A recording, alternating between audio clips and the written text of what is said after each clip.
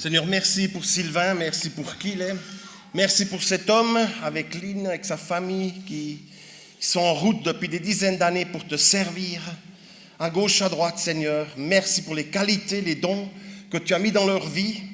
Merci aussi pour ce message que tu as mis sur son cœur. Ton onction est sur lui, Seigneur. Ton onction est sur nous, sur notre intelligence, Seigneur. Et nous voulons ouvrir nos cœurs, nous voulons ouvrir notre esprit pour recevoir ta parole, Père. Au nom de Jésus.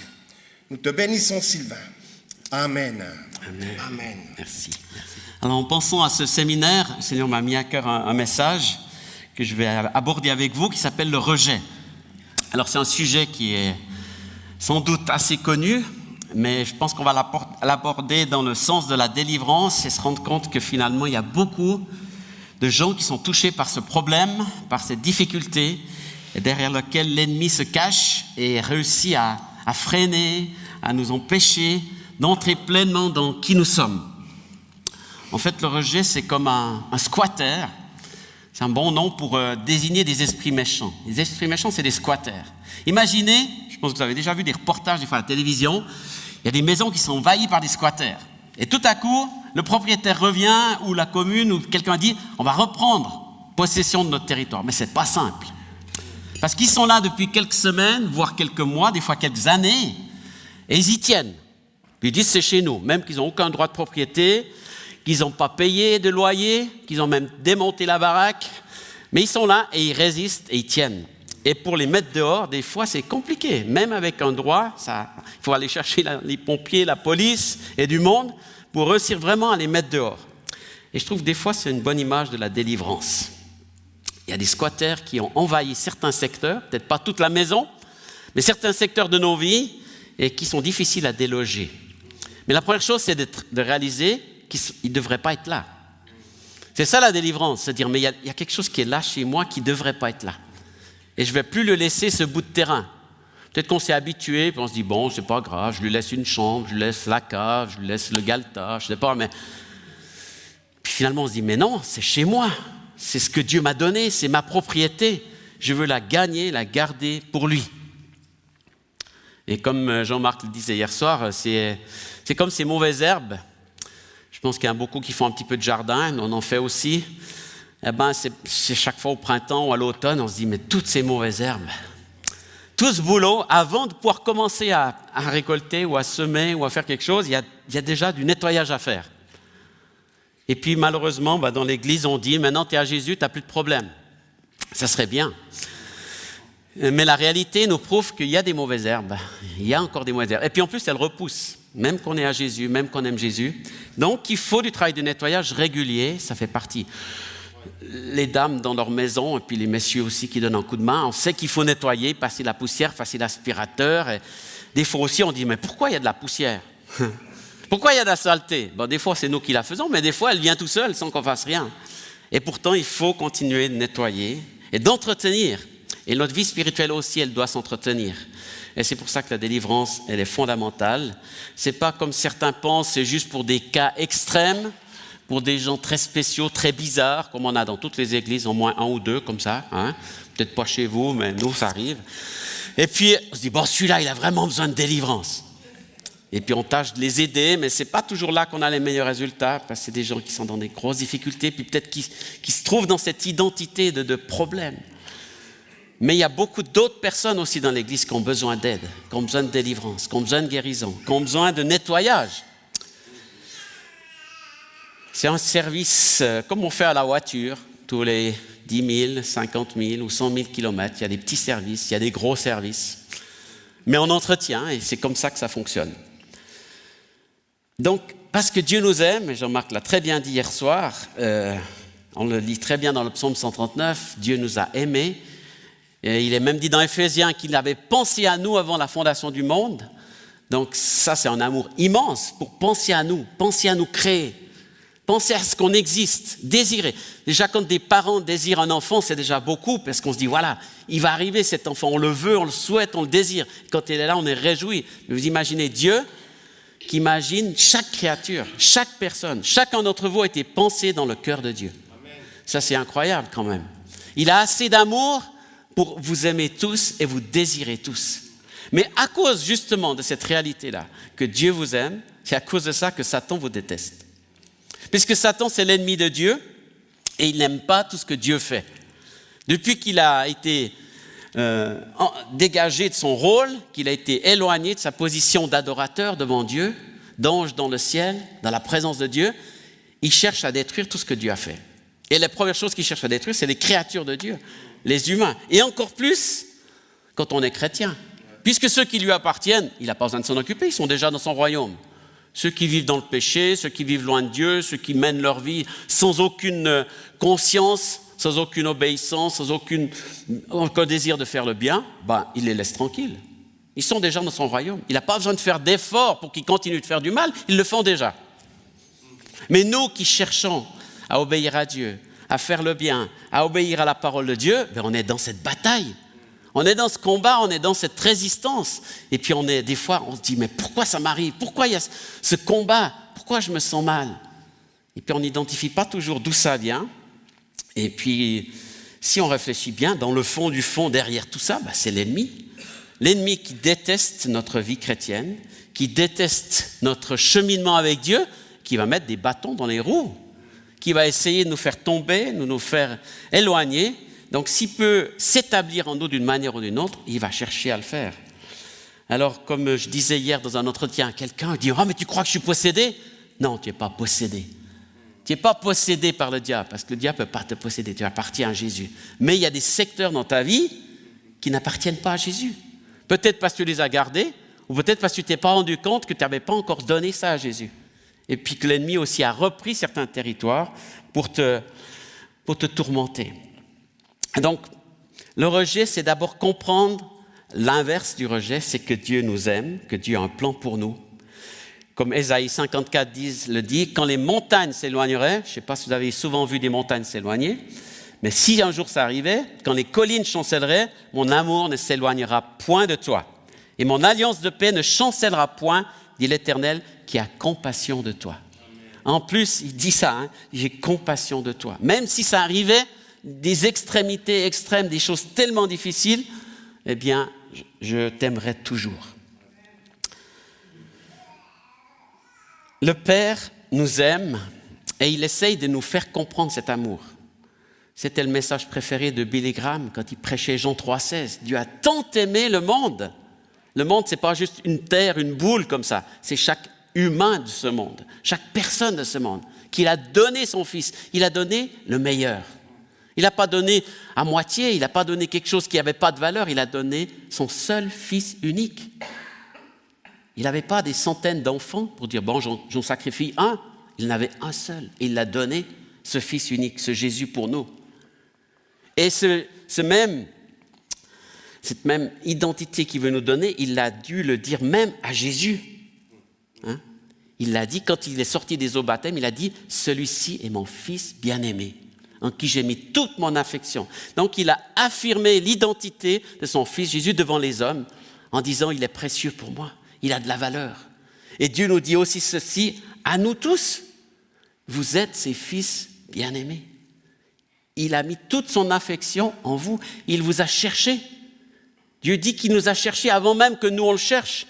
Des fois, quand on entend les témoignages de baptême, on entend des gens qui disent « Oui, j'ai cherché Dieu, finalement je l'ai trouvé. » Mais en fait, c'est tout faux, c'est l'inverse. C'est Dieu qui te cherchait avant que toi tu le cherches. Bien avant que tu le cherches, bien avant que tu penses à Dieu. Toi, tu cherchais peut-être la paix, le bonheur, la solution à tes problèmes. Et finalement, tu as trouvé Dieu. Au travers du témoignage de quelqu'un, au travers de la lecture, au travers de la prière. Mais Dieu te cherchait depuis toujours. Dieu voulait te rencontrer. Dieu t'avait aimé avant la fondation du monde. Dieu t'avait désiré. Donc, il cherchait juste à ce que tu comprennes ça. Donc, maintenant qu'on l'a compris, c'est bien.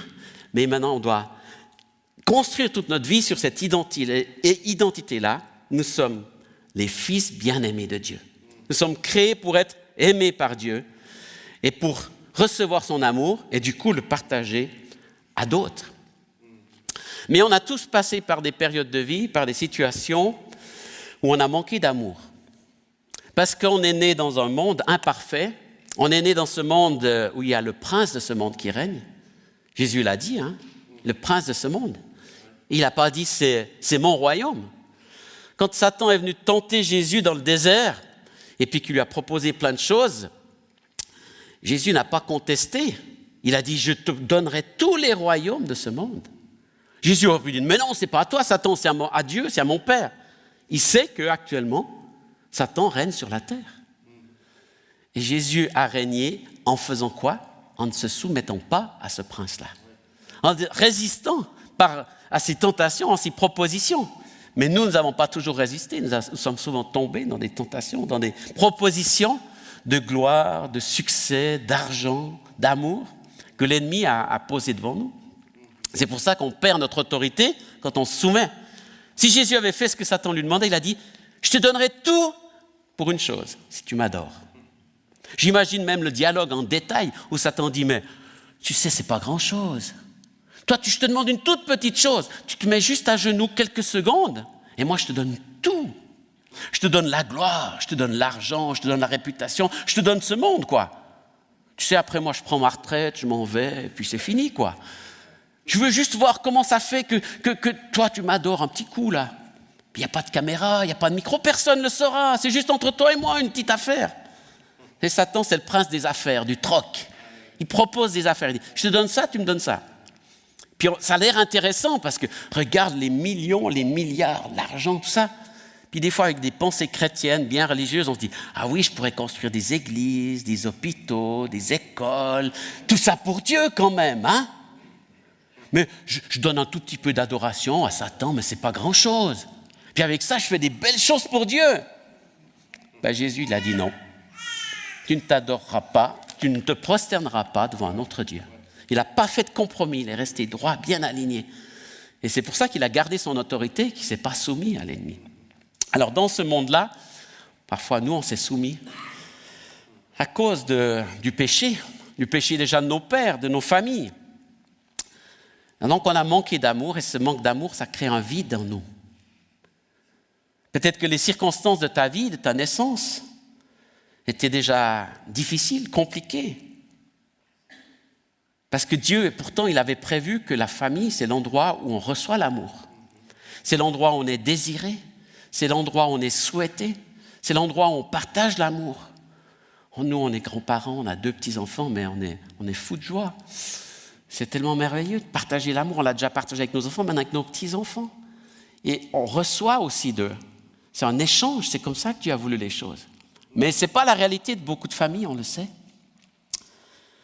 Donc, si on reçoit quelque chose de faussé, de tordu, s'il y a de la violence, s'il y a de l'abus, s'il y a du contrôle, s'il y a des paroles méchantes, ça devient compliqué, très difficile. S'il y a des divorces, s'il y a des séparations, comme je dis, des coups, de l'abus, c'est compliqué. Je suis une personne en ce moment et me dit, mon père me frappe, pourtant il est pasteur. Mais après, il me demande pardon. Après, il vient me laver les pieds. Mais j'en ai marre. Ça ne vaut plus rien pour moi. Même quand il vient me demander pardon et prier, j'en peux plus. Mais oui, parce que ce n'est pas ça que Dieu demande.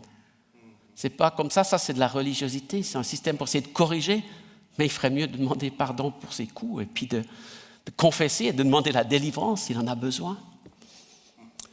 C'est difficile dans la famille parfois, et encore plus dans des familles chrétiennes.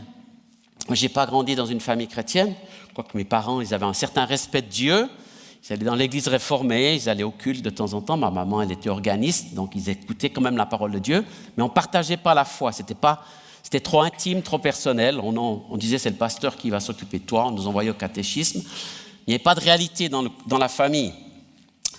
Et du coup, ça m'a manqué. Mais quand je me suis converti à l'âge de 16 ans, j'ai assez rapidement pardonné à mes parents. Je dis, ils n'étaient pas chrétiens, ils ne connaissaient pas l'amour de Dieu, donc c'est normal, ils ont fait des erreurs, ils n'ont pas su me donner l'amour qu'il fallait parce qu'ils ne l'ont pas connu. Mais j'ai pu aider, conseiller beaucoup d'enfants, de jeunes qui venaient de familles chrétiennes, c'était plus compliqué. Je dis, mes parents, pourtant, ils sont chrétiens, ils vont à l'église, ils prient, ils lisent la Bible, et pourtant, ils me parlent mal, ou ils me donnent des coups, ou ils me disent des tas de choses qui ne sont pas justes. Et c'est vrai que c'est difficile. Alors on peut travailler à 2 niveaux, parler des parents, mais aussi là, je vais traiter surtout le sujet du rejet. Comment on peut se sentir après tout ça? On se dit, mais j'aurais pas dû venir au monde, j'aurais pas dû exister. Pourquoi je suis là? Mes parents, ils m'aiment pas. Je suis venu par hasard. Des fois même, les parents font l'erreur de dire, tu sais, on ne voulait pas vraiment un enfant. On ne voulait pas à ce moment-là. On voulait un garçon. On aurait bien préféré une fille. On n'aurait pas voulu des jumeaux, etc., etc. Toutes sortes de choses. Et une parole comme ça, c'est un poison dans le cœur. Et l'ennemi là-dessus, il s'agrippe et il te le rappelle tout le temps. Et il te rappelle, tu vois, tu n'es pas voulu. Tu vois, tu n'es pas désiré. Tu vois, tu ne sers à rien. Même tes parents ne te voulaient pas. Et puis après, ça continue à l'école. C'est les profs qui s'y mettent.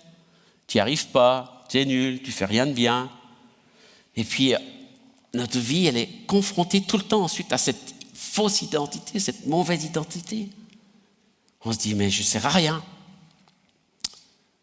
Et puis l'inverse de l'amour, si on n'est pas aimé, on se sent rejeté. On se sent rejeté. Et comme les circonstances nous le confirment, on commence à y croire. Et on n'y croit pas seulement, on le vit. Parce qu'on le croit, on se trouve dans une situation, dans plein de situations où on vit le rejet. Le rejet, en fait, c'est penser dans sa tête. Peut-être qu'on ne l'exprime pas toujours à haute voix, mais régulièrement dire, mais de toute façon, personne m'aime. Je ne suis pas désiré. Personne ne veut de moi. Je ne sers à rien. Je n'aurais pas dû naître. Je n'ai aucune valeur. Est-ce que vous avez lu une de ces phrases dans un verset biblique? Il n'y a aucun verset biblique qui nous dit « tu es nul ». Il n'y a aucun verset biblique qui nous dit « tu n'aurais pas dû naître ». Au contraire, la Bible nous dit exactement le contraire. Et on l'entend le dimanche, on l'entend à l'église, on l'entend à l'école du dimanche, on entend toutes ces vérités, toutes ces promesses, tous ces versets. Des fois, ils sont des grandes affiches, des fois, c'est dans des livres. On entend cette parole. Et pourtant, il y a une autre parole qui nous domine. Je suis nul, je ne sers à rien. Donc, il y a cette bataille entre ces deux paroles. Excusez-moi.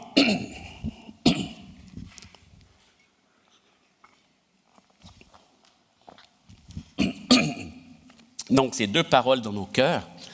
Et c'est aussi deux esprits qui se combattent. Le Saint-Esprit qui te rappelle la parole de Dieu, qui te dit « Dieu t'a voulu, Dieu t'a désiré, j'ai un plan pour toi, j'ai des projets de paix, des projets de bonheur. » Et en même temps, ces paroles « Je ne sers à rien, j'aurais pas dû naître. Qu'est-ce que je fais ici? Dieu ne peut pas se servir de moi. » Et à un moment donné, à qui on donne le plus d'importance? Mais quand ce rejet, il est là, et quand ça devient tellement présent, ça devient un esprit, c'est un esprit qui s'installe et qui commence à te troubler, te déranger. Et si tu ne le réalises pas, il cohabite avec toi. Et par moments, pas tout le temps, mais par moments, il vient là pour te stopper, te freiner. C'est le but d'un esprit méchant. Il ne te possède pas complètement, mais il te tourmente. Parce que la Bible dit bien, les esprits, ils tourmentent. Et il y a des moments, c'est la nuit, dans le noir, dans des moments où tu es seul, tu commences à nourrir ton esprit par ces paroles, puis tu y crois. Si tu ne dis pas stop, elle continue. Et puis il te rappelle même des circonstances que tu as vécues. Moi, j'ai vécu le rejet à l'école, mais je ne suis pas le seul. Je sais qu'il y a beaucoup de gens qui ont vécu du rejet à l'école. L'école, ça devrait être un endroit magnifique, et pourtant, c'est souvent un endroit très difficile. Les enfants, parce que justement, ils ne sont peut-être pas bien, alors on marche par la violence, par les paroles méchantes, par le rejet les uns des autres. Et dès que quelqu'un un petit peu différent, qu'il soit petit, grand, gros, fort, ou qu'il soit d'une autre culture, d'une autre couleur, on le rejette. Moi, j'ai été rejeté pendant presque une année dans une classe.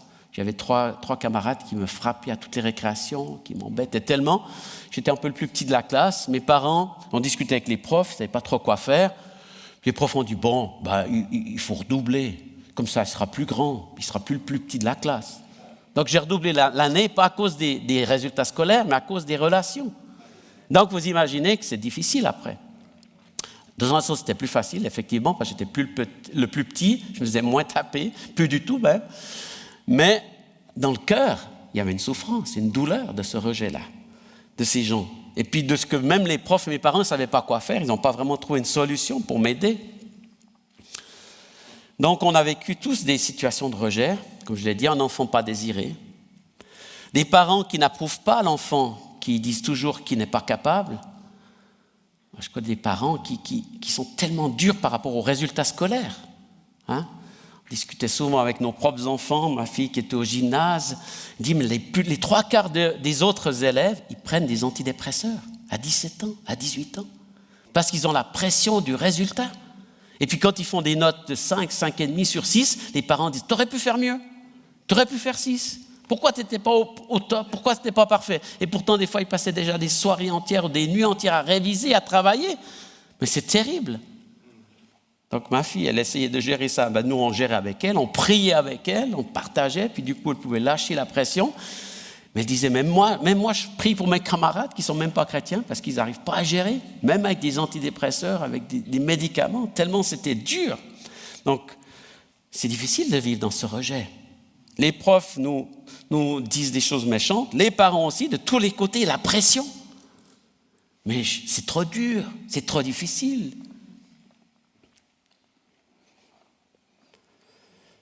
Quand il y a un divorce, il y a toujours du rejet.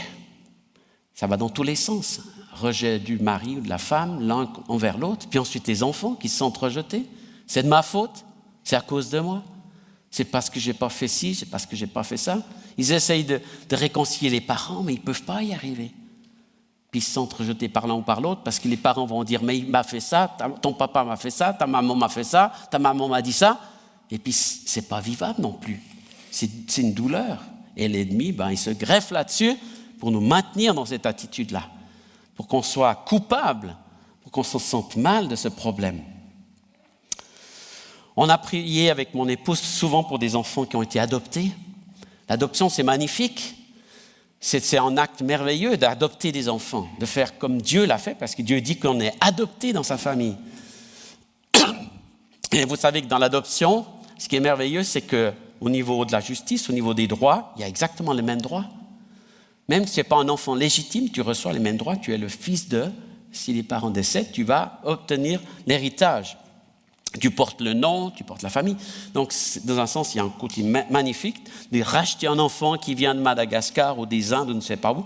Mais en même temps, ces enfants-là, ils ont besoin de beaucoup de prières. Énormément, parce qu'ils souffrent d'un rejet. Même si on les a adoptés à 2 mois ou à quelques semaines.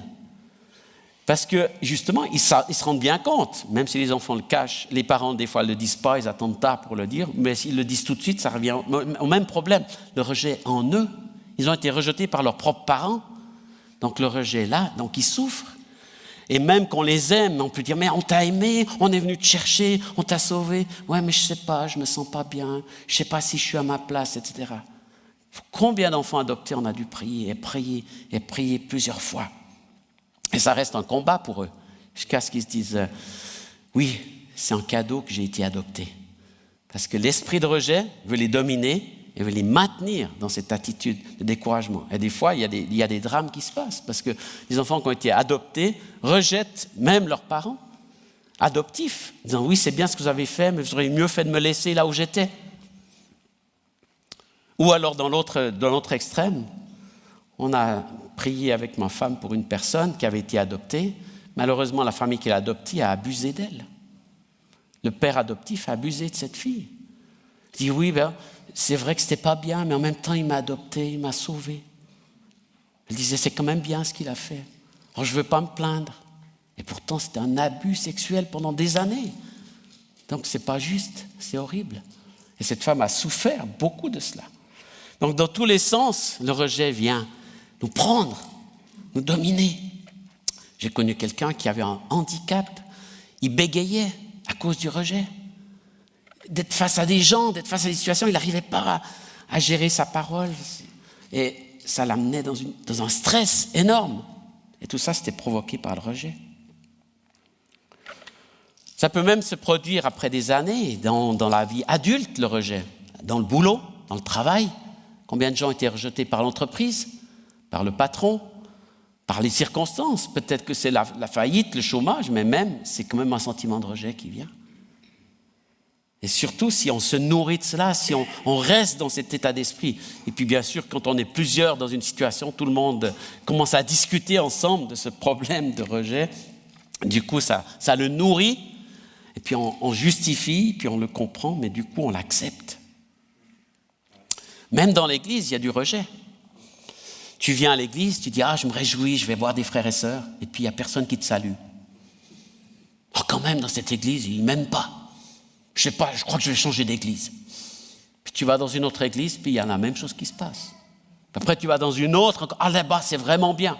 Tu vas pendant 6 mois, c'est merveilleux, tout le monde te salue, tout le monde est content. Puis un autre dimanche, tu vas, tu arrives en retard, personne ne te salue. Tu te dis, ah, c'est terrible, ces chrétiens, c'est la catastrophe, il n'y a personne qui m'aime.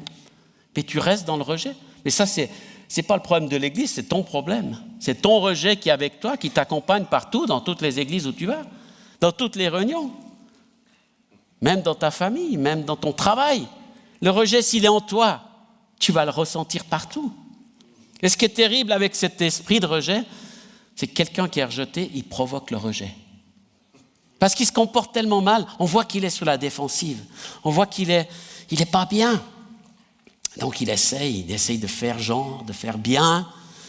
Et puis on se dit, mais il est bizarre, pourquoi il est comme ça?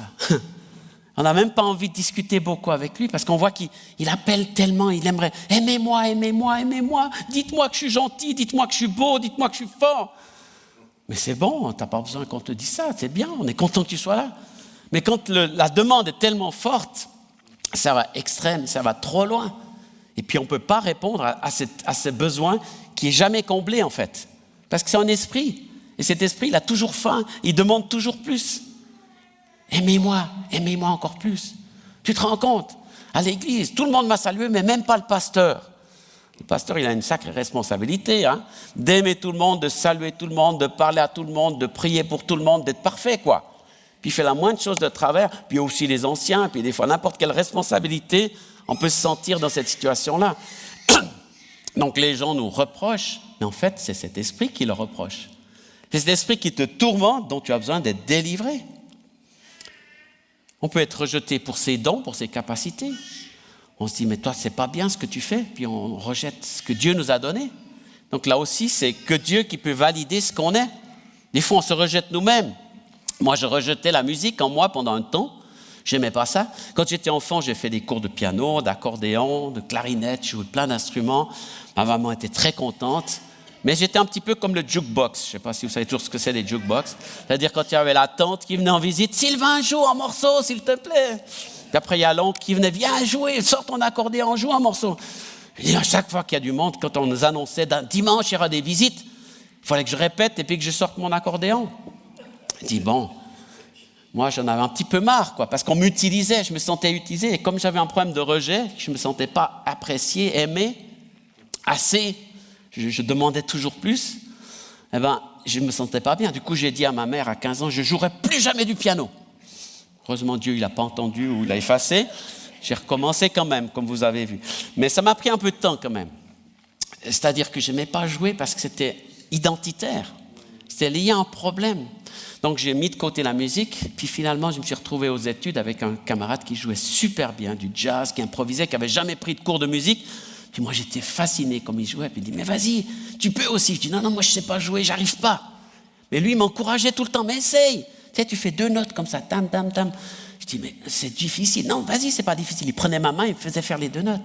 Puis après, une autre fois. Puis tous les jours, à la pause de midi, on allait jouer pendant 1 heure. Mais moi, je l'écoutais. Puis tout d'un coup, il me faisait jouer, il prenait ma main. Puis j'essayais. Puis après, il dit, allez, on fait à 4 mains. Il jouait, je jouais. Et j'ai commencé à prendre goût, à improviser, à jouer des autres choses. Mais surtout parce que j'étais accepté, j'étais valorisé. Mais d'une manière simple. Il n'y avait personne d'autre qui nous regardait. On était juste entre nous. Puis après, au groupe de jeunes, j'ai été au groupe de jeunes, je me suis converti. On jouait, il y avait seulement des guitares. Il n'y avait pas de synthé, pas de piano. Et quelqu'un a donné un piano tout à coup au groupe de jeunes. On l'a mis au fond de la salle. Mais on n'avait pas l'habitude de penser qu'un piano pouvait être utile dans la louange. C'était la guitare. Voilà, c'était une époque comme ça. Donc moi, je chantais, j'étais content. Mais à 23h, quand il restait plus que 2-3 jeunes, je me mettais au piano, je commençais à jouer. Puis il y en a qui disaient « Ah, mais c'est bien comme tu joues ». Je dis « Non, c'est pas bien ». Je jouais, mais je dis, dans mon cœur, j'étais convaincu que c'était pas bien. Je faisais encore des fausses, je n'étais pas encore au point, mais quand même, chaque fois qu'on m'encourageait, je refusais même l'encouragement à cause du rejet. Jusqu'à ce que quelqu'un me dise « Tu sais, ton attitude, en fait, la fausse humilité, c'est de l'orgueil. » Ouh là là, j'ai pas aimé ça. C'est comme une claque, Mais non, c'est vrai, je ne sais pas bien jouer. Et après, j'y ai réfléchi pendant pas mal de temps. Je me suis dit, ouais, je crois qu'elle a quand même raison, ce qu'elle m'a dit là, c'est juste. Je veux cacher ce que Dieu m'a donné. Et à partir de là, j'ai dit, bon, ok Seigneur, c'est toi qui m'as donné ce don, donc je vais le mettre à ton service. Et je ne vais plus laisser parce que j'avais envie finalement, j'avais envie de jouer, parce que c'était quelque chose que Dieu m'avait donné. Mais le rejet m'empêchait d'exercer le don que j'avais reçu. Donc le rejet, c'est ça, c'est un obstacle, c'est un blocage qui vous empêche d'être vous-même. « Oh, de toute façon, je ne vais pas aller à cette fête parce qu'il n'y a personne qui va me parler. » Avant même d'y aller, tu t'empêches déjà de profiter. Parce que ton cœur, parce que l'esprit de rejet t'interdit, te stoppe et t'empêche. Dans la Bible aussi, il y a des gens qui ont été rejetés. Il y en a beaucoup qui ont été rejetés. Des frères, des sœurs. David, il a été rejeté par ses frères. Quand il était à porter le pique-nique, là, quand ils étaient à la guerre, qu'il a vu Goliath, ses frères se sont moqués de lui. Il a dit « Ouais, vaut rien, rentre à la maison, tu viens juste pour voir le combat, pour profiter. » Etc., etc. Joseph, évidemment, rejeté par ses frères, vendu. Terrible comme sentiment de rejet. Et qu'est-ce qu'il a fait, Joseph ? Des années après, on voit qu'il avait vraiment pardonné, qu'il était délivré de ce rejet pour pouvoir les accueillir et les aimer et leur donner toutes les bénédictions qu'il avait reçues. S'il était resté... Vous savez, quand on reste dans le rejet, on est dans l'amertume. On n'arrive pas à pardonner. Puis on se rappelle de tous ceux qui nous ont fait du mal. Mes parents, ils ont fait ça. Mon frère, il a fait ça. Ce professeur, il a fait ça. On se souvient toute sa vie de la tête, du nom du professeur qui était méchant. Tous les autres profs, on ne s'en souvient pas. Celui qui était méchant, on s'en rappelle. Celui-là, si je le vois, je lui casse la figure. L'amertume, la colère. Mais tout ça, ça vient du rejet. Effectivement, tu as été rejeté, oui. Mais tu ne vas pas laisser le rejet conduire ta vie, non? Parce que ça ne va pas t'amener à quelque part de bon. Vous savez, le fils prodigue, dans l'histoire du fils prodigue, le fils aîné, il s'est senti rejeté. Parce que son frère qui avait fait toutes les bêtises quand il est revenu, on le fait la fête, puis moi, on ne fait jamais la fête pour moi. Il s'est fâché, il est resté dans le rejet, il a mal réagi. Donc, vous allez voir qu'il y en a beaucoup dans la Bible qui ont été rejetés. Et beaucoup de gens autour de vous, et vous-même, vous avez été rejetés une fois ou l'autre. Mais maintenant, comment on le gère ? Est-ce que ce rejet, il est tellement fort en moi qu'il influence mes relations, qu'il influence ma relation avec Dieu ? Même quand Dieu me donne une parole, une prophétie, je n'arrive pas à y croire. C'est quand même trop ce que Dieu dit là. Dieu ne peut pas dire des choses comme ça sur moi. C'est impossible. Donc tu empêches même Dieu de rêver pour toi, de t'encourager. Tu bloques ce que Dieu voudrait te dire. Même quand tu lis la Bible, au début, je lisais le psaume 139, je disais « Je te loue de ce que je suis une créature merveilleuse ». Quand je lisais ça, je pensais à toutes les jolies filles du groupe de jeunes, mais je ne pensais pas à moi. C'est pas possible, Il y en avait plein en groupe de jeunes. Mais ça, c'est pour cette fille, ça, c'est pour ce gars, ça, c'est le responsable. Lui, c'est une créature merveilleuse. Mais moi, je suis misérable. Je n'ai pas de don, je ne sais pas quoi faire. Finalement, quelqu'un m'a dit, tu prends ce verset, tu te regardes dans le miroir et tu mets ton prénom dedans. Seigneur, je te loue de ce que moi, j'arrivais pas à le sortir. J'arrivais pas à mettre mon nom dedans. De ce que moi, Sylvain, je suis une créature si merveilleuse. Ça m'a pris plusieurs semaines. Et quand j'ai pu le dire, j'ai senti que ça débloquait quelque chose. Au début, j'y croyais même pas. Je le disais sans y croire. Et c'est comme ça que la parole de Dieu, il y a des proclamations à faire pour changer ce qu'on pense de nous et casser cet esprit qui veut nous empêcher de le croire. Donc, mettez votre nom dans la Bible. La Bible a été écrite pour vous, en pensant à vous. Quand Dieu dit qu'il t'a voulu, c'est toi. Ce n'est pas toujours les autres, ce n'est pas toujours les grands ministères. Et tous les grands ministères, vous pouvez lire les histoires des héros de la foi, on en a plusieurs livres là-bas. C'est tous des hommes et des femmes normaux comme toi et moi qui ont vécu des situations tellement difficiles parfois, qui ne croyaient pas en eux, qui ont eu de l'opposition, qui ont eu du rejet. Et pourtant, Dieu s'est servi d'eux parce qu'ils ont vaincu ces puissances à un moment donné. Alors, des signes du rejet. Peut-être qu'avec tout ce que j'ai dit, vous avez déjà réalisé, mais quand même, les relations sociales sont compliquées. Vous avez de la peine à trouver votre place dans la société, dans un groupe, dans un club de foot. Oh, on ne me donne jamais la balle. Pourquoi ? Des fois, c'est ça, juste, on vous rejette, et puis vous y croyez, puis vous restez dans cette attitude. Pourquoi vous ne me donnez jamais la balle ? Et puis les autres disent, mais tu arrêtes de râler, on ne va jamais te la donner si tu continues comme ça, quoi. On doit prendre notre place et être à notre place.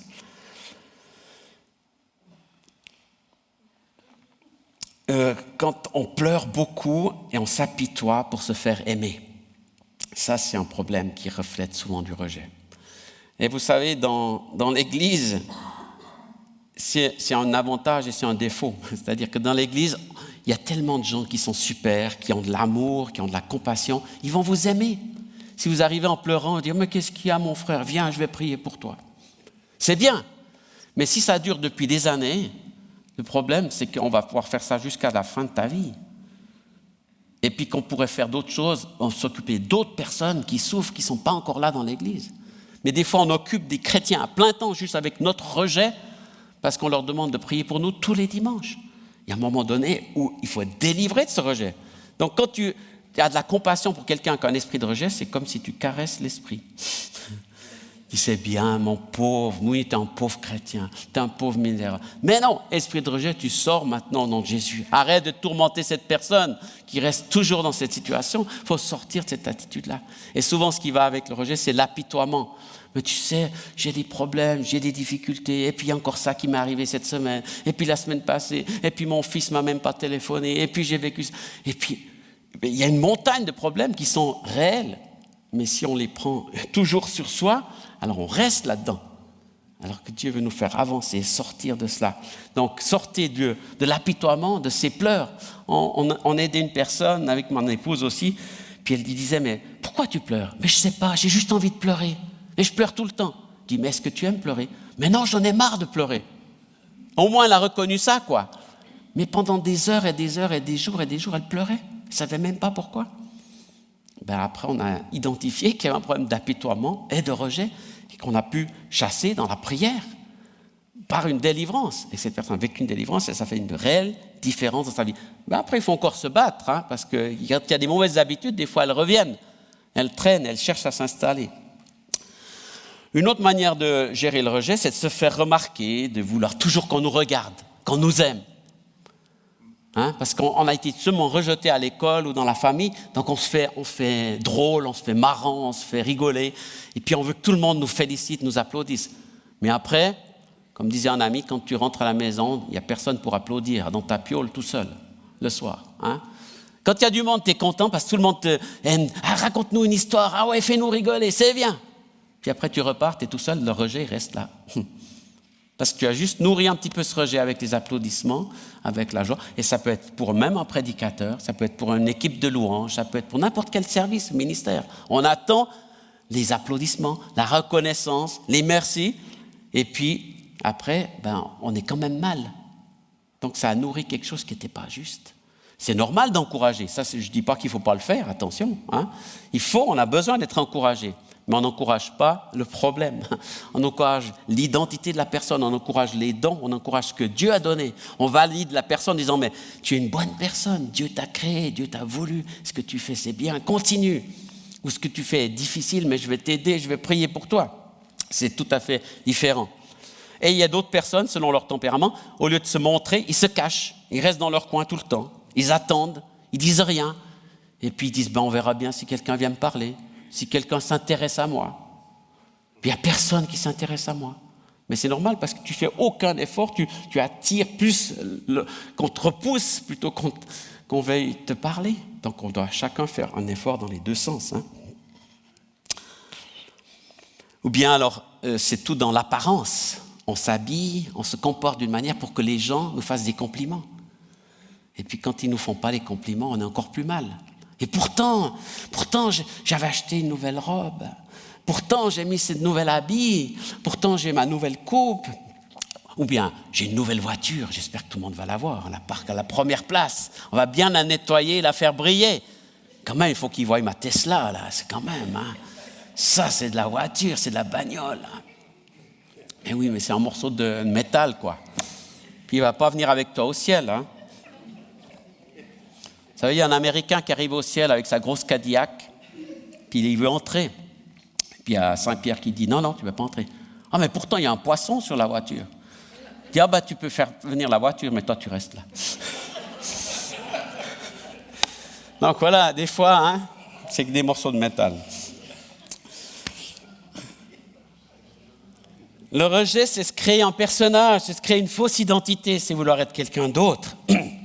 Comme on n'accepte pas ce qu'on est, comme on n'est pas convaincu que Dieu a bien fait les choses, on essaie d'être quelqu'un d'autre, mais on ne peut pas être bien. On essaie d'imiter quelqu'un. Vous avez remarqué déjà les gens qui jouent des rôles. qui se transforment. Par exemple, Johnny Hallyday, il a plusieurs centaines de sosies. Il y en a au moins 50 qui vivent à 100%, qui gagnent leur vie en imitant Johnny Hallyday. Incroyable! Ils s'habillent comme lui, ils chantent comme lui, ils font des spectacles dans les maisons de repos, dans les fêtes de village, dans toute la France. Ils chantent les chansons de Johnny, ils crient comme Johnny, ils dansent comme Johnny. Waouh, c'est super! Puis ils ont tous des noms un petit peu assez proches, mais pas tout à fait la même chose. Hein? Johnny quelque chose, ou bien Hallyday quelque chose, etc. Mais quand ils rentrent tout seuls à la maison après, ils sont qui? Ils sont plus Johnny. Ils sont plus la copie. Ils se sont dit, mais c'est pas vraiment moi. Donc ils sont contents, puis ils sont pas bien en même temps. Tu peux pas être heureux quand tu es quelqu'un d'autre. Dieu t'a créé pour que tu sois unique, pour que tu sois comme tu es. Et ce qui est incroyable avec Dieu, Dieu il est un peu vaudois, vous savez. C'est ce qu'ils disent les Vaudois. Il n'y en a point comme nous. Il n'y en a point comme nous. Hein? Il n'y en a vraiment point comme nous. On est uniques, les Vaudois. Eh bien, je pense que c'est un peu biblique quand même très biblique. Il n'y en a point comme toi. Dis à ton voisin, ta voisine, il n'y en a point comme toi. Personne d'autre est comme toi. Vous êtes tous absolument uniques. Et c'est ce que Dieu a voulu. Vous savez, dans ce monde, quand le monde il crée quelque chose, justement, il crée une voiture géniale, il va faire des voitures à la chaîne, des centaines, des milliers, des millions. Il crée une nouvelle paire de chaussures, une nouvelle marque, il va en faire des millions. Et pour être bien, il faut avoir la paire de chaussures, l'habit, la voiture, comme ça tu es dans la mode. Tu fais comme tout le monde. Et tu cherches à te fondre. Et puis tout le monde dit, ah t'es cool, toi tu fais partie des gens comme ça, quoi. Qui a cette voiture, qui a cette chemise, qui a ces chaussures. Puis en fait, on veut justement enlever ce qu'on est, qui est unique. Dieu nous fait unique, il ne nous fait pas comme quelqu'un d'autre. Même si vous avez un frère jumeau, une jumelle, vous êtes différents. Ceux qui connaissent des jumeaux, des jumelles dans des familles, vous les connaissez bien, vous savez tout de suite qui c'est. Quand on connaît de loin, on ne sait pas, on les confond. Il y en a qui jouent avec ça, ils s'habillent de la même chose, ils se comportent de la même chose. Mais quand tu les connais, quand tu es les parents, ou les frères, les sœurs, ou parrains, marraines, tu sais bien, tu les reconnais. Parce qu'ils sont différents. C'est peut-être le caractère, il y a un petit détail à l'oreille, à l'œil, au nez, qui est différent. Puis tu l'as repéré, tu dis, ah, ça c'est toi, ça c'est toi. Donc ça c'est exactement le cœur de Dieu, on est unique. On n'est pas une copie. Il n'y a jamais personne d'autre sur la terre qui sera comme toi. Il n'y a personne d'autre qui peut être le mari de ta femme, qui peut être la femme de ton mari, qui peut être le père de tes enfants, qui peut être le grand-père, qui peut être le fils. Vous êtes tous à une place particulière. Personne ne peut te remplacer. Tu dois être cette personne-là. Donc tout ce qui vient contester ça, ça vient d'où? Ça vient exactement du monde des ténèbres qui dit t'es pas bien, t'es pas dans la bonne famille, t'es pas dans le bon couple, t'es pas dans la bonne place, t'es pas dans le bon travail, t'es pas dans la bonne identité, tu ferais mieux de faire autre chose. Alors c'est possible qu'on se soit trompé, qu'on ait fait des erreurs, parce qu'à cause justement du rejet, à cause des mauvaises circonstances de notre vie, on a fait des erreurs. Mais Dieu est venu ici pour nous rappeler qui on est et faire de nous une nouvelle créature avec les dons qu'il avait déjà mis en nous. Il avait déjà pensé ce qu'on pourrait faire. Des miracles, des prodiges, des guérisons, simplement des encourageurs, prier, soutenir. Il y a plein de choses qu'on peut faire. Mais si on attend toujours, on va être dans la salle d'attente toute notre vie. L'église, ce n'est pas une salle d'attente où on attend le train qui va nous amener au ciel. Il y a eu beaucoup de chrétiens, c'était comme ça, beaucoup de christianistes qui étaient comme ça pendant des années. On rentre dans la salle d'attente, on ferme la clé, puis on attend que le train arrive, puis on va vers le Seigneur. Dieu, il aurait pu le faire comme ça tout de suite. Tu te convertis, tu pars au ciel. C'est merveilleux. Plus de problèmes, plus de douleurs, plus de souffrances. On est avec Jésus, c'est merveilleux, non? Mais non, Dieu, il te convertit pour que tu restes sur cette terre, dans les problèmes, mais que là, tu amènes son royaume. Tu amènes sa victoire, tu amènes sa délivrance, tu amènes sa vie. Donc Dieu veut nous délivrer du rejet qui nous vole notre identité. Et puis avec le rejet, il y a plein de choses qui se cachent derrière. Les réactions au rejet, quand on est rejeté, qu'est-ce qui se passe? Quand on se sent rejeté, on se met en colère. On est fâché. Ouais, mais c'est pas possible. Pourquoi on me rejette encore? Pourquoi on m'a pas donné ce poste de travail? Pourquoi on m'a pas laissé ma place? Pourquoi j'ai pas pu jouer le match? Pourquoi j'ai pas pu faire ça? Pourquoi à l'église, on n'a pas voté pour moi? Pourquoi je ne peux pas servir là? Et on est fâché, on est en colère. Des fois, ça se voit, des fois, c'est à l'intérieur, mais ce n'est pas mieux. Il y a de la haine, de la violence. Et souvent, ça peut aller jusqu'au meurtre. Les gens qui meurent, c'est parce qu'ils souffrent d'un rejet énorme. Ils ont été, vous pouvez lire les histoires, des fois, les comptes rendus judiciaires. Et ouais, il n'a pas été aimé dans sa famille, il a vécu ça, il a été frappé durant son enfance. Il y a un énorme rejet qui était là. L'amertume, bien sûr, l'amertume, le ressentiment contre une personne ou contre plusieurs personnes ou contre l'Église en général. On met l'Église dans un grand paquet parce qu'il y a eu une situation ou deux ou trois et puis on se dit voilà, toutes les églises sont comme ça, tous les chrétiens sont comme ça. On commence à faire des généralités puis on est amer. Bon, si vous êtes là aujourd'hui, je pense que vous ne faites pas partie de ces gens-là. Ceux qui sont comme ça, ils ne sont pas venus. Mais des fois, il y a encore des petites racines qui restent. Peut-être que quelqu'un écoutera ce message après coup, puis qui va se sentir concerné aussi de cette question d'amertume. La rébellion, ça c'est fort. D'ailleurs, j'ai écrit un livre sur ce sujet, vous le trouverez là-bas. Je profite de faire la petite publicité. Combattre l'esprit de rébellion. J'ai réalisé, déjà en faisant la louange depuis des années, que pour pouvoir être des adorateurs, on doit se soumettre à Dieu. Autrement, ça ne marche pas. Tu ne peux pas adorer quelqu'un, puis tu dis « Ouais, mais Seigneur, pourquoi ?» etc. Les gens qui lèvent le poing contre le ciel, même des chrétiens. « Ouais, mais Seigneur, je ne comprends pas, tu aurais dû... » etc. Quand tu adores, tu adores. Il n'y a plus de discussion. Il n'y a plus de rébellion. Il n'y a plus de contestation. Dieu est Dieu. Il a le dernier mot. Il est grand, il est puissant, il est fort. Et toi, tu es un petit homme, une petite femme, un petit humain qui ne comprend pas tout. Mes pensées ne sont pas vos pensées, mes voix ne sont pas vos voix. Combien de fois on veut expliquer à Dieu des choses?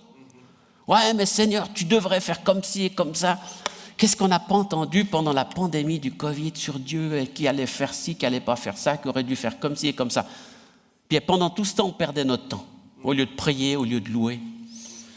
Et puis on était rebelles contre Dieu et contre les autorités. L'esprit de rébellion, c'est très puissant. Le diable, il a chuté à cause de la rébellion. Combattre l'esprit de rébellion qui est en nous. Même en tant que chrétien, on a de la rébellion qui nous empêche. Alors, faites confiance à Dieu. Si vous ne pouvez pas faire confiance à Dieu, vous allez faire confiance à qui? Mais franchement, si vous ne pouvez pas faire confiance à Dieu, à qui allez-vous faire confiance? Il y a des hommes qui font confiance au pasteur. Puis après, le pasteur, il tombe. Parce qu'il a piqué dans la caisse. Parce qu'il est parti avec une autre femme. « Ah, quand même, j'aurais jamais pensé ça. » Mais bien sûr que ce n'était pas le plan de Dieu, puis moi, je n'aurais pas pensé ça non plus. Mais c'est arrivé. Mais si ta confiance elle est dans cet homme-là, tout s'écroule. Ta foi s'écroule. Ta vie s'écroule. Ça ne servait à rien. Tout ce que j'ai fait pendant 10 ans dans cette église, c'est fini. J'arrête tout, j'abandonne. Et puis Dieu, il est où là-dedans? Dieu, il est au-dessus. Il est plus grand que ça. Puis Dieu, il reste le Dieu qui aime, qui pardonne, qui prend soin de ta vie, à qui tu peux te soumettre et en qui tu peux avoir confiance. Ne mets pas ta confiance dans les hommes, mais mets ta confiance en Dieu. Donc la rébellion, elle doit tomber, on doit la lâcher. Autrement, on ne peut pas fonctionner dans une vie chrétienne. L'apitoiement, je n'en ai déjà parlé, vouloir toujours de l'aide, toujours quelqu'un. Il y a des gens, ils passent leur temps, ils font le tour des églises, le tour des ministères de relations d'aide, des ministères de délivrance, des ministères de guérison, partout. Qu'on prie pour eux, mais il n'y a rien qui change. Et puis ils vont dire en plus que c'est la faute de tel ministère. Lui, il n'a pas fait comme ça, lui, il a fait ça. Et puis quand ils arrivent vers toi après avoir prié avec déjà 50 personnes, ils vont te faire toute la liste. J'ai prié avec lui. Ça n'a pas marché. Peut-être qu'avec toi, ça marchera. Mais tu es sûr que ça ne va déjà pas marcher. Quand il arrive comme ça, c'est déjà mal parti. Parce que c'est comme s'il essaie de te faire faire un test. Mais ce n'est pas ça le but. Laisse ton apitoiement, laisse ton rôle de victime. Parce que quand tu restes dans le rejet, tu te places en victime. Je suis victime de mes parents. C'est la faute de mes parents. C'est la faute de mon église. C'est la faute de mon patron. C'est la faute de ma femme. C'est la faute de mon mari. C'est la faute de mes enfants. Il y en a toujours des raisons d'être victime.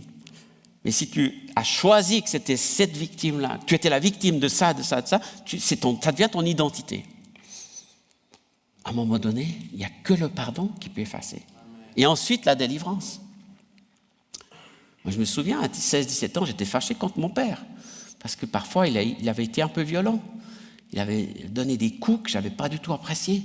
J'étais fâché, je dis c'est fini, je ne lui parle plus, je ne veux plus l'entendre, etc. Et il m'a fallu un bout de temps, d'abord recevoir le pardon de Dieu, être pardonné, être en paix avec Dieu. Puis ensuite Dieu a commencé à me parler. Puis ton père, tu lui pardonnes? Ouais, mais je ne pourrais pas.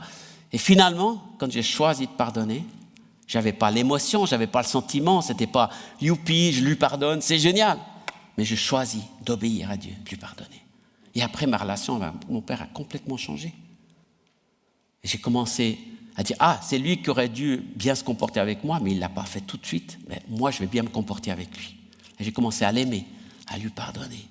Et à lui donner de l'amour. Et à la fin de sa vie, il est décédé maintenant il y a 5 ans, mais à la fin de sa vie, mon père, c'était un amour, il m'aimait, il me partageait, il m'écoutait.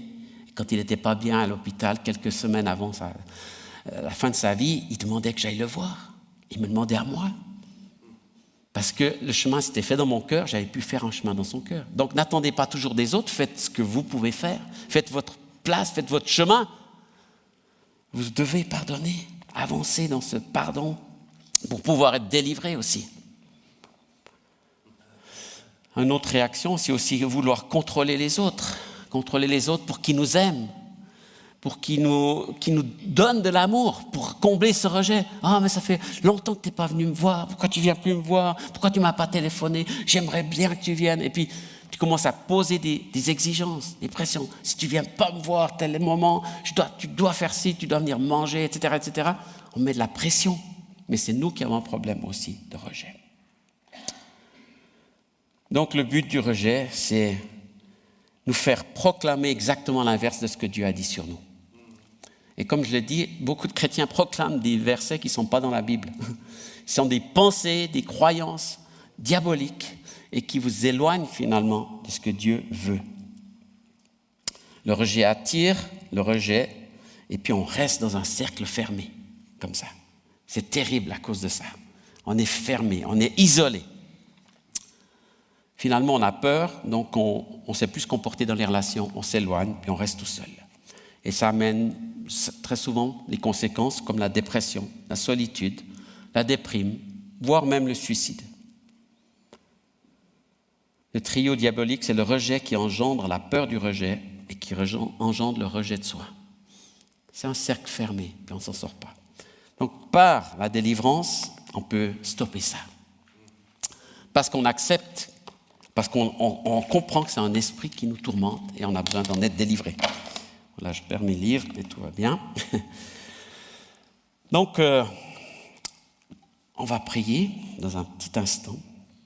Il faut juste qu'on soit convaincu qu'il y a peut-être quelque chose à ce domaine-là dans nos vies dont on doit être délivré. Et qu'on désire ne plus rester là-dedans. Ça veut dire qu'on va changer un petit peu d'identité, quoi. Et ça, c'est difficile. Puisqu'on s'est habitué à fonctionner comme ça dans nos relations humaines. Et Dieu veut changer cela.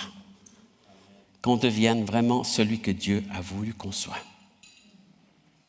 Et on pourra être opérationnel dans le royaume de Dieu, c'est ça le but.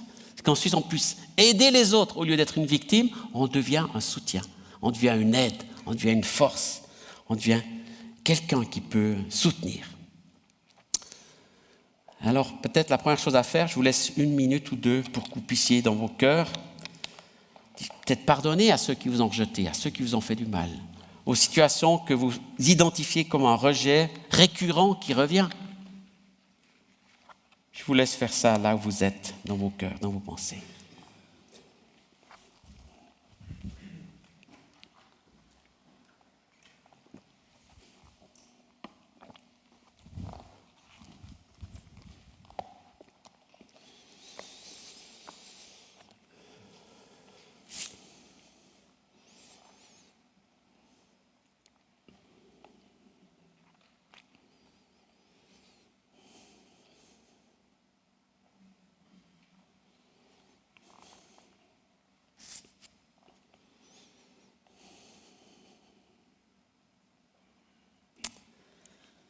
Seigneur, merci parce que tu nous as créés, tous uniques. Il n'y en a point comme nous. On est tes cadeaux, on est tes perles, on est tes pierres précieuses.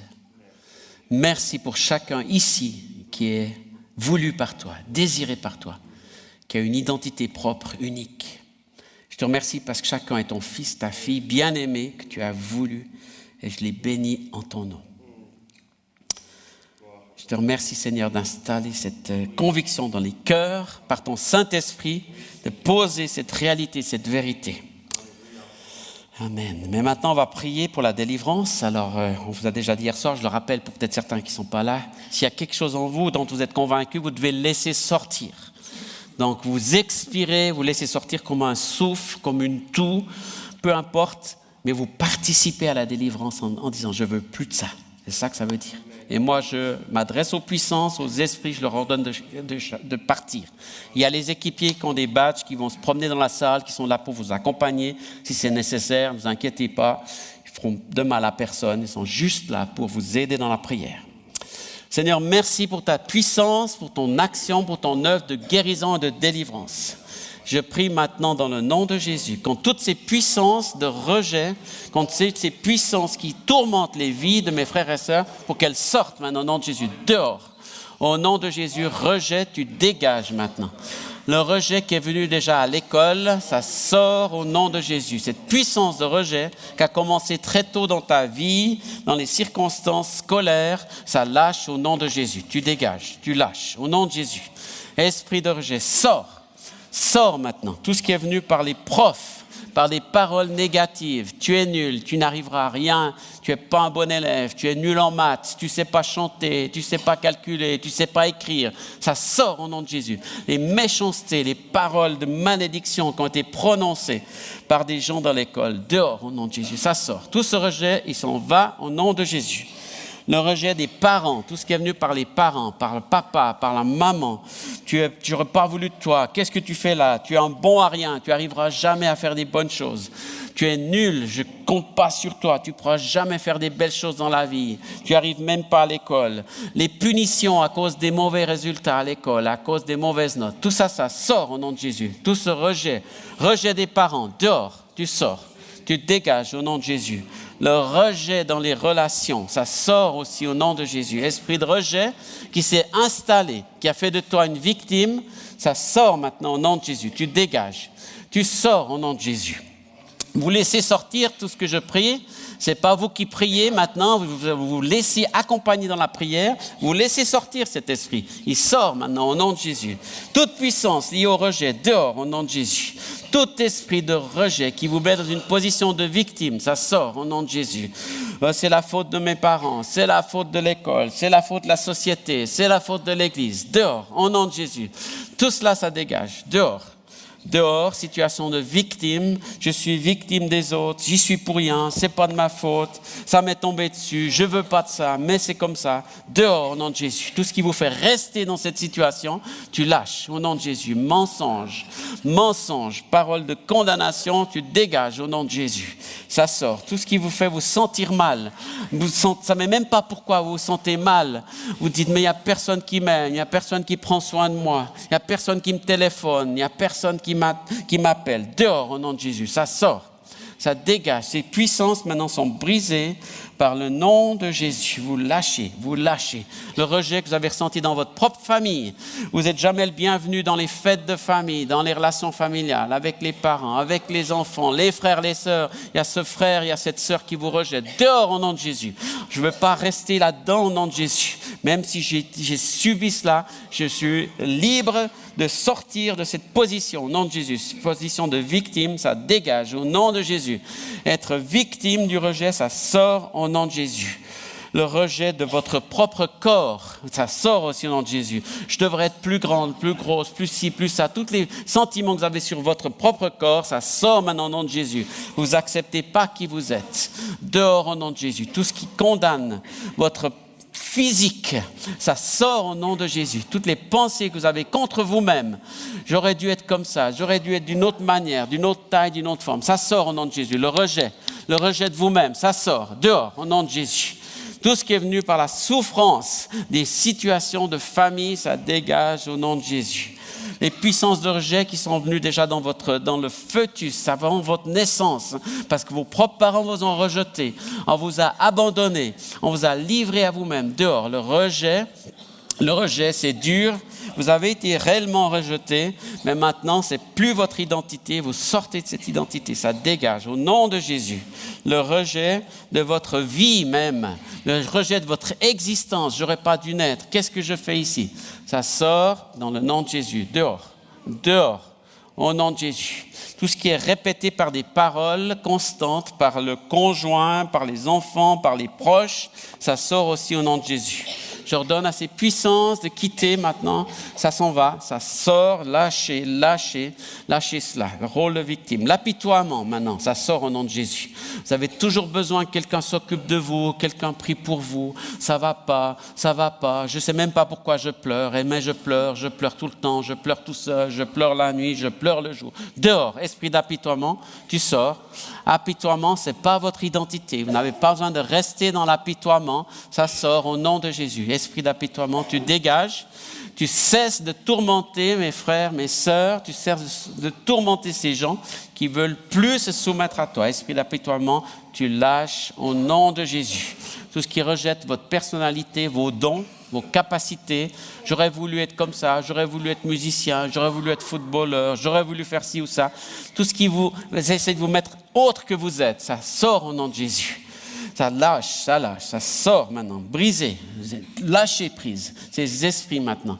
Je brise l'hérédité dans la famille, l'héritage familial, tout ce qui est venu aussi par des pouvoirs occultes qui vous ont tourmenté, qui vous ont contrôlé, ça dégage. Toutes les pratiques occultes qui ont donné une porte d'entrée à l'ennemi pour vous tourmenter, ça lâche. Les puissances de sorcellerie, les puissances des faux dieux, les puissances des idoles, ça dégage au nom de Jésus. Ça sort, vous sortez maintenant. Toutefois, vous avez demandé de l'aide à des guérisseurs, à des rebouteux, à des gens qui ont touché votre corps pour soi-disant vous aider. Tout ça, ça dégage au nom de Jésus. Merci Seigneur. Tu libères mes frères et mes sœurs par la puissance de ton Saint-Esprit, de tout ce qui les tourmente et de toutes les puissances liées au rejet. Merci Seigneur, merci Jésus. Ça lâche, ça dégage, tout ce qui vous critique sans cesse, vous vous sentez critiqué. Il y a même des voix dans votre tête qui vous critiquent, des voix qui vous parlent dans la tête. Dehors, sortez-les, ça sort maintenant au nom de Jésus. Prenez une profonde respiration, vous le toussez dehors, vous le soufflez, ça sort. Tout ce qui vous critique, vous dites t'es nul, t'es stupide, t'es con, tout ça, ça sort au nom de Jésus. Ces paroles de malédiction que vous entendez, comme si quelqu'un vous parlait, c'est un esprit, il sort maintenant au nom de Jésus. Esprit qui condamne, esprit qui culpabilise, je t'ordonne de quitter maintenant au nom de Jésus. Tu sors. Tu dégages au nom de Jésus. Toute la religiosité, ça sort maintenant. Ton pouvoir est brisé par la puissance du nom de Jésus. Tout ce qui essaye de cacher cela par une religiosité bien arrondie, tout ça, ça sort au nom de Jésus. Complètement. Le contrôle, vous voulez contrôler les autres à cause de votre rejet, vous cherchez à obtenir de l'amour, à contrôler les gens, fais ci pour moi, fais ça pour moi. Ça ne marche pas. Au nom de Jésus, tu sors. Tout esprit de rejet lié dans les relations familiales, tu sors complètement au nom de Jésus.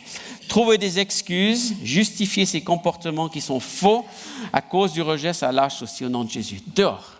Merci Jésus, merci pour ta victoire, merci pour ton œuvre, merci pour ta guérison, pour ta libération. Je te bénis Seigneur pour l'œuvre que tu fais dans nos vies. Merci Jésus, tu libères, tu es puissant, tu es grand. Merci parce que tu dis qu'on est tes enfants bien-aimés, créés pour des bonnes œuvres, prévues d'avance pour ton royaume.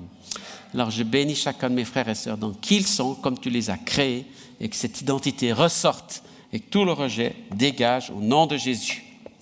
Amen. Amen, amen. Dieu est bon. On a un excellent livre sur le sujet qui s'appelle « Vaincre le rejet », Frank Hammond, qui donne plein de détails. Si jamais vous voulez creuser ce sujet, n'hésitez pas. Et puis, dans l'intimité de sa présence, 52 méditations bibliques, c'est un livre que j'ai écrit l'an dernier qui donne des bonnes pistes pour rester en communion avec Dieu, dans la présence de Dieu, pour votre groupe de prière, votre groupe de maison. Une méditation par semaine avec un chant, un verset biblique. Voilà, des outils pour rester bien accroché à Dieu dans la louange, dans l'adoration, dans sa présence. Que Dieu vous bénisse.